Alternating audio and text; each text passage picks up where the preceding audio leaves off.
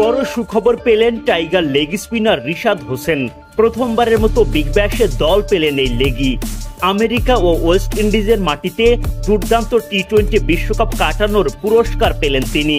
Big ব্যাশের আগামী আসরে রিশাদ খেলবেন হোবার্ট হ্যারিকেন্সের হয়ে। দলটি ইতোমধ্যে স্বাগত জানিয়েছে বাংলাদেশের এই প্রতিভাবান তরুণকে। রিশাদকে তারা আখ্যায়িত করল এক্সাইটিং ইয়াং লেগ স্পিনার হিসেবে। বিগ ব্যাশে ব্রোঞ্জ ক্যাটাগরির রিশাদের পারিশ্রমিক $1 লাখ, বাংলাদেশি মুদ্রায় প্রায় 80,95,000 টাকা।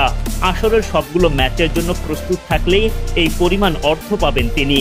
তার চূড়ান্ত পারিশ্রমিক নির্ভর করবে কতগুলো ম্যাচের জন্য সময় দিতে পারবেন সেটার ওপর। বাংলাদেশি খেলোয়াড়রা সবসময়ই বিদেশি লিগগুলোতে খেলার জন্য মুখিয়ে থাকেন।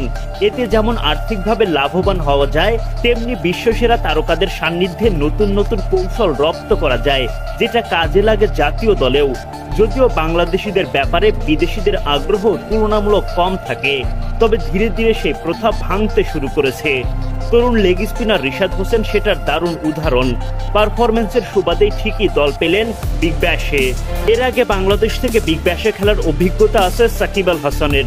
প্রতিবার অন্যান্য অনেক বাংলাদেশি আগ্রহ প্রকাশ করলেও দল পান না, তবে রিশাদ দেখালেন আসল ভেলকি। বিশ্বকাপের মতো বড় মঞ্চে পারফরম্যান্স করলে যে সবার নজরে আসা যায় তার প্রমাণ রাখলেন এই তরুণ। বাংলাদেশ ক্রিকেটের ধূমকেতুর মতো আবির্ভাব রিশাদের। টাইগার দলে লেগ স্পিনারদের সংকট অনেক দিনের, সেখান থেকে দলে এসে দেখাতে থাকেন চমক। দুর্দান্ত লেগ স্পিনের সাথে মারকুটে ক্যামিও খেলতে ওস্তাদ তিনি, তাই তো সুযোগ পেয়ে তাকে দলে ফেরাতে ভুল করেনি বিগ ব্যাশের দল হোবার্ট হ্যারিকেন্স। এখন রিশাদের সামনে মাঠের খেলায় নিজের সামর্থ্য দেখানোর পালা।